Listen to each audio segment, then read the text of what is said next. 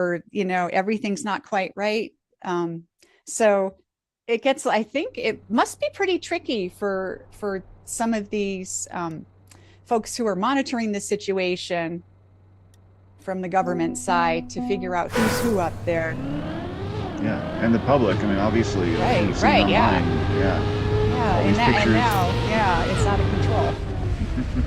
It's Um, and now it's even gotten more out of control because not only is there this genuine presence out there and people taking real videos and photographs and having real experiences with whatever this is flying overhead, but now we have everyone looking up in the sky along the East Coast, and and I'm sure many are making assumptions that airplane lights and other things are this activity too. So it's, I think, gotten way more complicated because we haven't been getting answers. exactly right, and it's in that absence of information that people are just trying to fill in the blanks and calm Yes. themselves down, and it becomes this avalanche of conjecture, and you can't blame them. I mean, and No. I'm doing it too, so it's obviously Yeah, we're all obsessed. we're We're all all drone obsessed. obsessed. Yeah, it's become a thing. One thing I wanted to ask you before we, wrapped it up. Um, what's your level of confidence with this information? People are going to watch this, and I mean, we had a pretty good audience last time, and I'm sure a lot of people are like, "Is she certain this is what is going on, or are you? I mean, where would you put your own faith in what you've seen here?" Yeah, so my mantra in remote viewing, as anyone who I've ever trained will tell you, is you get what you get. I believe that when we do this, all data is absolutely relevant. I am an outside the box thinker in remote viewing, and I have a different perspective than most. But I have come to believe, just from looking at tens and God knows how many remote viewing sessions of my own and of many other people's work, I've figured out how it works, in terms of when you get data, what it really means and what it can represent. And I have a very high level of confidence that what we're dealing with here is a non-human intelligence that is flying around. It can mimic other craft. I have very high confidence level that our own military, or military adjacent, I'll say, organizations are up in the sky as well, but on a much smaller scale, monitoring the situation and trying to perhaps bring something down just to test things out. Have not been successful. And I do believe that Department of Defense over there at the Pentagon, they're heavily involved. So yeah, I'd say I have a very high level of confidence in the data. Excellent, excellent. I think that helps people sort of rank this information for themselves.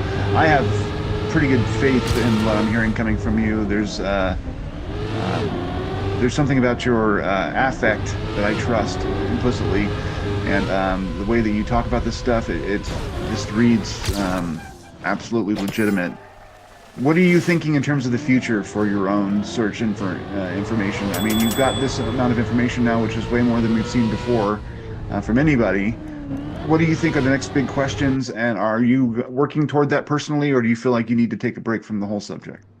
Yeah, well, I have other sessions I have to work on for for people who have requested all kinds of interesting things. So I'm working on that, and I'm also working with all of my new students, and we're getting into the holidays too. So what I'm most looking forward to is seeing the ongoing government response to this, which has been actually super fun to watch because they've been making one misstep after another. They've gone to saying, "You're not seeing anything to see." I mean, Their story they've hit changes every them 15 minutes. every 15 minutes. It's been a new story, but now over the past couple of days, we do have senators coming forward and talking about these in terms of UAP instead of drones. Like Senator Gillibrand has come out and she's calling them UAP now. And there's a number of others in that political circle that are talking about this as a legitimate UAP phenomenon that's underway at the moment. So you can see the tide is shifting.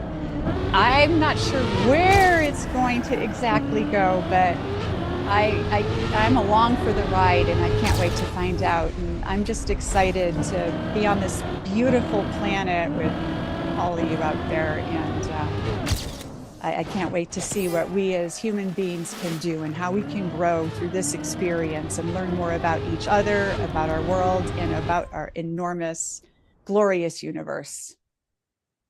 Meant to that. I think that that's a good place to end it. Thank you so much for sharing this with me and with the viewers. And um, I consider you a friend now, so I'll be happy to reach out at some point, and you can reach out with me anytime you need anything. But Thank you, James. Thank you so much. beautiful.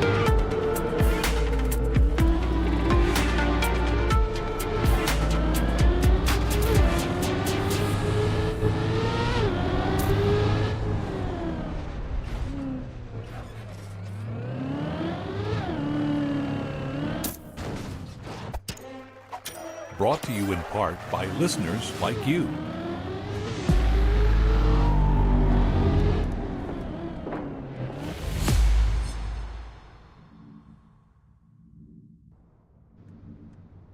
Welcome back to Neon Galactic, a podcast produced by PBS affiliate Key TV in Northern California. I'm your host, James Falk. Thanks for joining us. We said we wanted answers.